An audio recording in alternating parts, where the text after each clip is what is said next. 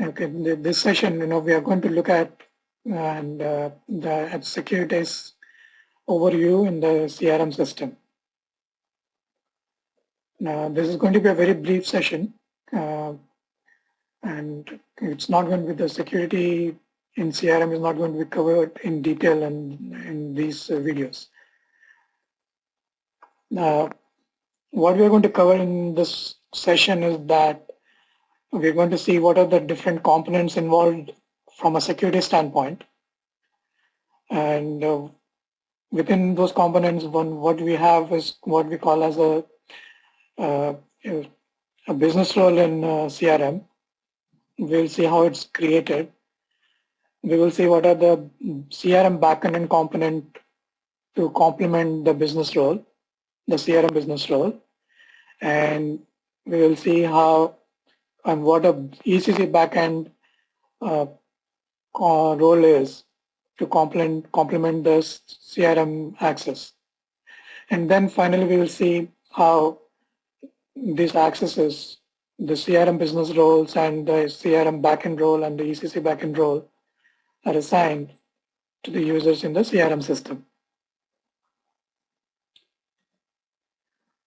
Now, CRM security, from a security standpoint, we have three main components to this. One is the business roles, which is created by the CRM team. And it's what this basically is it contains the views of the functions that the user can access once they log into the CRM system through the web.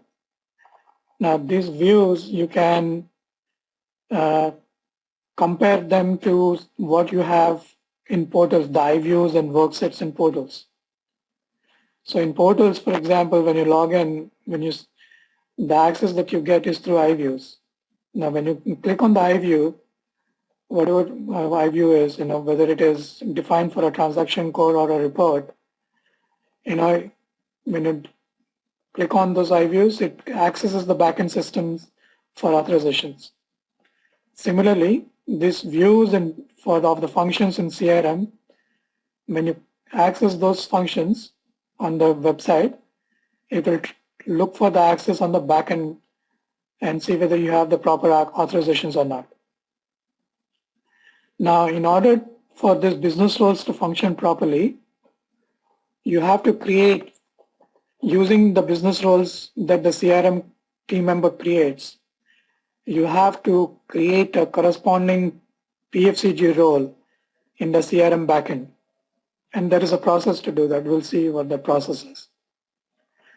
Now, there are a couple of things that you need to know here. In the CRM side, okay, there are PFCG roles on the CRM side, and then you have a PFCG role on the ECC side. Now, on the CRM side, the PFCG role, you can break them into two parts, if you like. Now, the first part would be to build a role which would contain the views from the business role, the CRM business role. And there is a separate process to do that. We'll see what the process is. And then you could create another backend role in CRM that would have access to any transaction codes that you would like to give to the user in the CRM system. So the clarification has to be made here, and that is that you have, from a strategic standpoint, you could have two CRM backend roles. One role that would contain the transaction codes that the user would execute once he logs in with the GUI in the CRM backend system. And the second role would be to give access to the views that are part of the CRM business roles. And the third PFCG role is the ECC backend role. So you have the business role components, then you have the PFCG role components, and the third component in CRM security that you need to understand is the org model. So if you have experience in HR, for example, you would know what this org model is. It's basically an org structure which you have where you have the org units. Within the org units, you have positions, and to the positions you assign business partners and user IDs and all that. Now you need the org model so that the CRM business roles, this is the first component, can be assigned to the users through the org models. Now it could be an org unit or it could be a position. Now you can assign the business roles to the users also directly in the user master record, but SAP recommends that you assign the business roles to the org structures, the elements in the org structure, in the elements meaning what do you call your org units or positions. So these are the three main components in CRM security that we need to understand. Now, how do we do a business role? Now, the business roles are created by CRM people in the IMG. Maybe there is a transaction code for that, specific transaction code for it.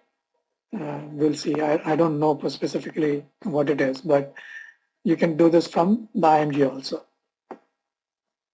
Now, when we look at in the demo, when we look at the business roles, there is another element I'll explain to you, which is part of assigning the roles, the business roles, the CRM business roles to the users.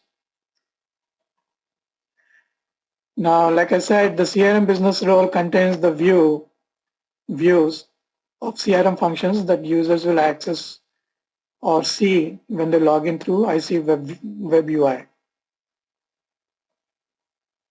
Now, this business role is important because that is the foundation for us to creating the CRM backend business role.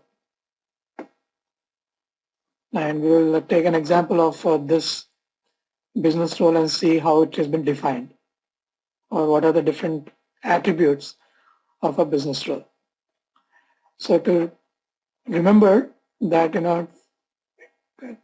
this business role is created by the CRM team, CRM functional people, and it will contain the access to views that the users will see when they log into the web UI.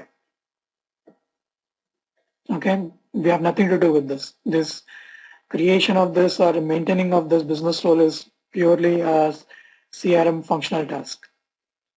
But we need to know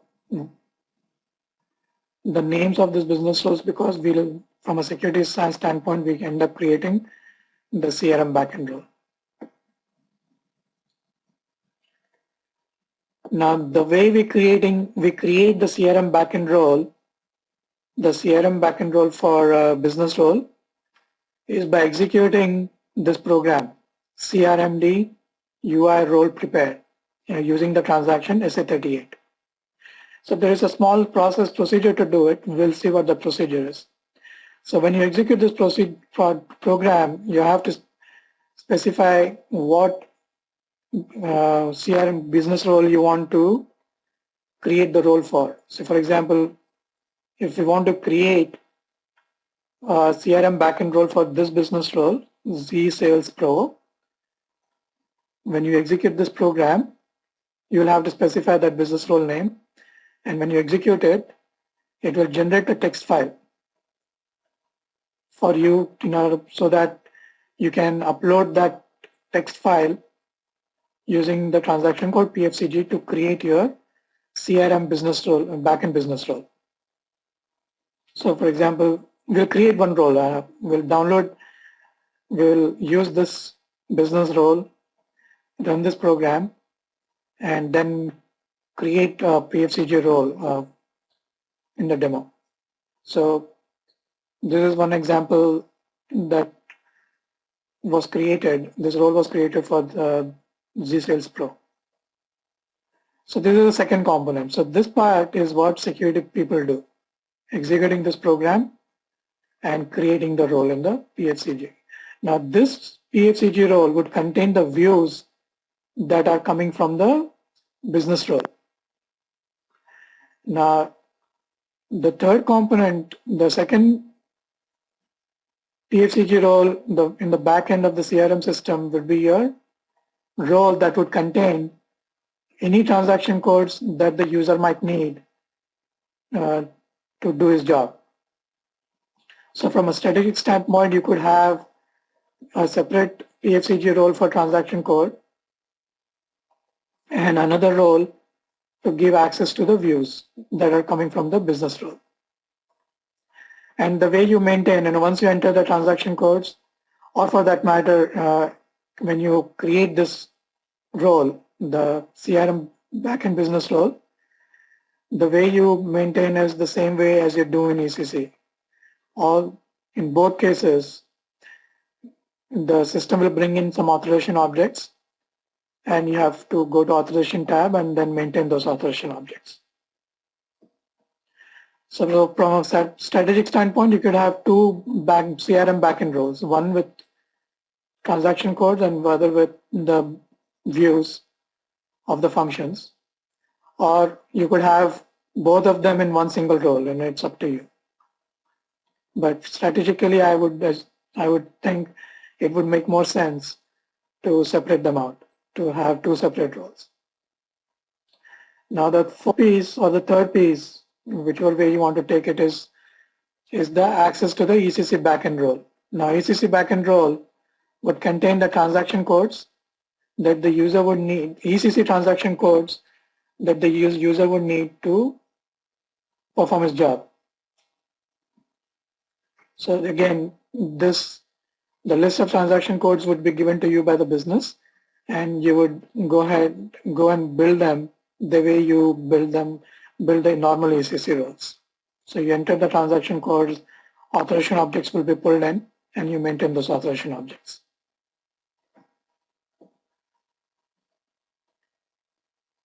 The last piece to this thing in CRM security is once you build the business roles, the CRM business roles and the backend roles, how do you go about assigning those roles to the users? Now, typically there are three ways to do it. The first way is through the org model, meaning you can go and assign the business role to an org unit or a position in the org model, org structure. And that is what SAP recommends. Otherwise, you can go and assign individually to a user by using, there is a parameter, in the parameter tab, there is a parameter that you can use to assign the business role to the user directly. And the third way is through PFCG. We will see what this element is in the demo, because you can create this. What this PFCG role means is this CRM business role is linked with a placeholder role that you can create in the CRM backend system. Now this placeholder role will be an empty role, which will not contain any transaction codes or any views or any authorizations. But if you use this third method, along with when you assign the business role using the parameter, user parameter, in the PFCG, along with the PFCG backend roles, you have to assign this placeholder role to the user. So there are three ways to do it, to assign the business role to the users. One is the org structure, second is the user parameter, and third one is using the PFCG placeholder roles. So in the next session, we'll see how the business roles are created and how the business role, the PFCG backend roles are created, and then how those business roles are assigned to the org structure. And we'll also see how it is done through user parameter.